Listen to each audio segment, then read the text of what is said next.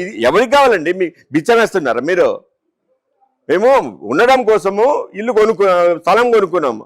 అది బాగుండుంటే ఈ పాటికి మేము ఇల్లు కట్టుకునేవాళ్ళము. ఇదేంటి పద్ధతి?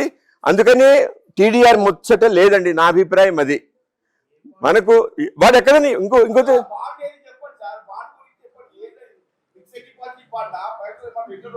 అది కూడా ఏమిటో క్లియర్గా లేదు. టీడీఆర్ అంటున్నాడు అంతే. అది కూడా ప్లీజ్ కనుక్కోండి, కరెక్ట్గా కనుక్కోండి ఏమిటి. టీడీఆర్ అనేది జీవో పాస్ అయింది ఆల్రెడీ, అది అఫీషియల్ గా పాస్ అయింది.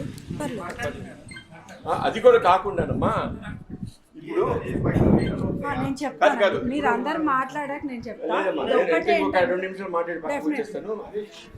ఇప్పుడు ఇక్కడ గవర్నమెంట్ వాల్యూ ఎంత ఉన్నది? 10,200 అండి. 10,200 ఉంది. 10,200కి కాంపెన్సేట్ అయ్యేటట్లు మరొక దగ్గర ఇవ్వండి, స్థలాలు ఇవ్వండి. అదొకటి పద్ధతి.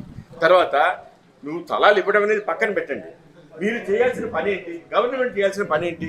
సివరేజ్ వాటర్ ఎవరి అనుమతితో తీసుకొచ్చి అక్కడ వదిలేరు? దానికి సమాధానం చెప్పండి. సివరేజ్ వాటర్ వదలడానికి ఎవరిచ్చారు పర్మిషన్? పబ్లిక్ ఇచ్చిందా మీకు పర్మిషన్? గవర్నమెంట్ ఎందుకు ఇట్లా కలుపుతుంది వాటరు? చుట్టుపక్కల కాలనీలు కట్టుకుంటే అదంతా ఇక్కడ తీసుకొచ్చి మా స్థలాలలో వదలమనే అడగడం అనవసరం కాదు సార్. మనం అది కొట్లాడటానికే కదా మనం రెడీ ఉన్నాం. ఇప్పుడు మనం కొట్లాడటానికి రెడీ ఉన్నాం. అవును, జరిగిపోయినాయి కాబట్టి తీసేయండి. వాటర్ మొత్తం ఇంకో దగ్గరికి తోలించండి. అదే మీరు ఏం చేస్తారు చేయండి. మీరు అది అవకాశం లేదంటే ఎట్లా sir?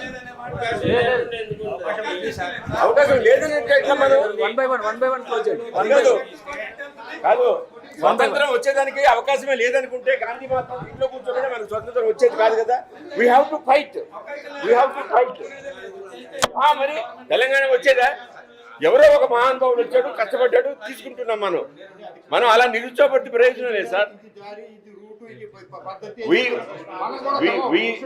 we fight at last we decide what to do అనేది. అంతేగాని ఇప్పుడు బిగినింగ్ లోనే మనము నిరుత్సాహపడిపోయి ఇది వద్దు అనుకుంటే ఎట్లా అంటే వద్దండి. వాళ్ళు బిచ్చం వేస్తే తీసుకునే పరిస్థితి లేదు. ఉన్న వాళ్ళ అందరూ ఎంప్లాయీస్ అనుకుంటున్నాను. ఆల్మోస్ట్ తీసుకునే వాళ్ళందరూ ఎంప్లాయీస్.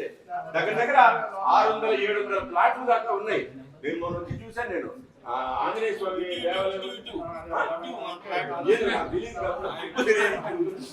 నా పేరు విజయ్ కుమార్.